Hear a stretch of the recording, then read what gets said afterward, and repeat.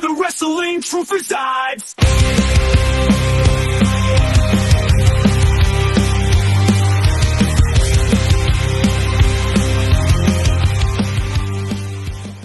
We didn't get into part. We need an Eric Johnson part 2. Well, that's what I said. We definitely need to do a part 2. Like, because we didn't get into the road.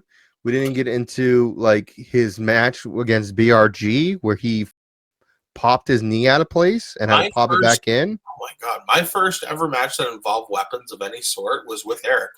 It was a tag match. I had it ready to pull up if we ever got to it. Never brought it up. But like, well, everything's there's so much for IWE. Dude, there's so much. That when he was running it, wild. And I didn't want to bring up the fact, that they killed it. So I kind of just wanted to enjoy like his stories of him because he ran it for 10 years? No, it wasn't even 10 years. No, it wasn't even 10 years? Not him, no. When he started it in 2000, like under how he was explaining it, and then officially had it under his own belt in 2008. When it ran all the way up into 2018, right? Because when I first start, 2019, right? Because when I first started is when it died. It ended March for the first weekend of March in 2020. Yeah, I was gonna say because when I first started training, I found that out. He sold the company like mid to end 2016.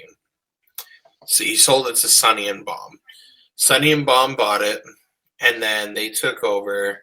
They had a very fun, probably the best year of the company in 2017 as far as storylines, talent, stuff that they were doing. Fucked it all up with a child dealer. And they fucked it up for a lot of reasons. And that was the biggest one. Yeah. So many things went wrong. They tried to salvage, and the next thing you know, we're using. I don't know if I was supposed to release that information, but now you know. If you were there for the Me Too movement, yeah, I would have known.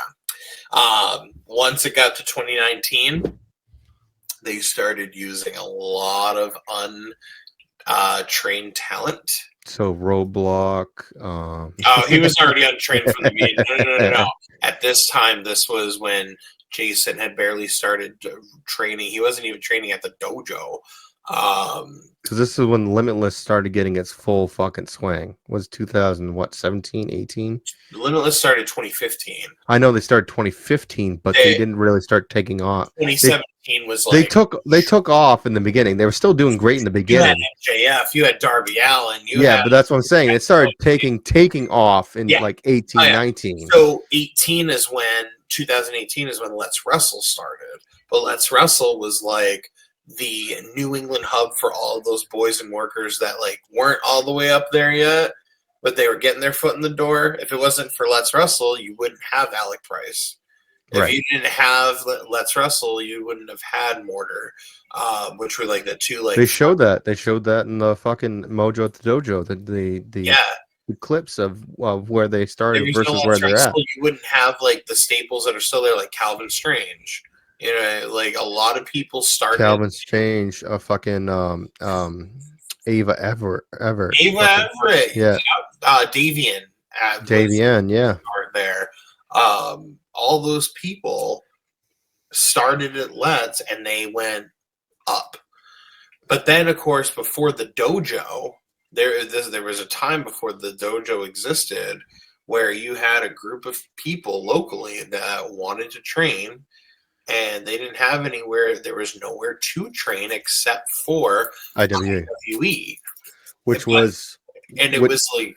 But here's the thing. Before you get more into that, the training for IWE wasn't like, oh, we're going to do this day, this day, this day. You're trained on show days. On show days. And the thing that when Eric was running it, and this still stayed in tradition even after Eric sold it, you would have the first Friday and first Saturday of every month.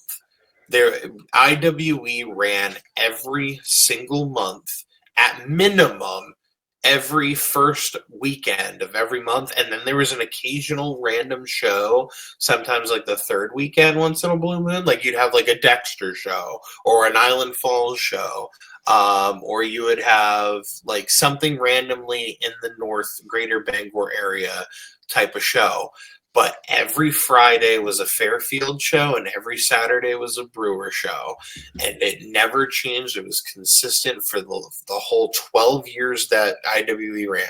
So my first 6 months was just training at those shows. A lot of kids in that era of time before the dojo, you had Jason Maverick, you had Lights Out Lee Miller, you had guys that aren't around anymore that were only around at that time, and you also had like Alan Prophet, you had Frank Yeager, you got all those guys. They had nowhere to train, so they trained with IWE, and then eventually they went, and because they weren't getting the experience that they wanted, because all that Sonny and Bomb wanted was money. Because, you know, Sonny and Bomb are just money hungry mongrels. We can see what happened with the company. See what happened with the company is that they were too greedy, and they didn't, and they wanted all of this money, but they weren't making all of this money, and they were booking some ungodly, fathomable shit towards the end. And I was like, what? And it's just like as soon as those kids went away from IWE training and started training at what was called the Dirty Dungeon, which ironically was a place that was that with Cousin Larry? No, this was Sean Killian, Mason X. I would help and assist them there, but none of these kids were like not ready to be in a ring. Sonny and Bomb just took them and started putting them on shows, inexperienced, because they knew that they didn't have to pay them and it saved themselves spots, and thought that it was the greatest thing ever and that it would work. It did not work for a lot of them. It worked for some, but it did not work for all of them. And it's very thankful that nobody got hurt. That nobody got hurt, one, and two, that most of them, because I unfortunately can't say all of them, most of them chose the right path and went to the dojo. Right. Some took longer than others, but a vast majority of them went and got done at the dojo. Now you have those people trained, working all the time.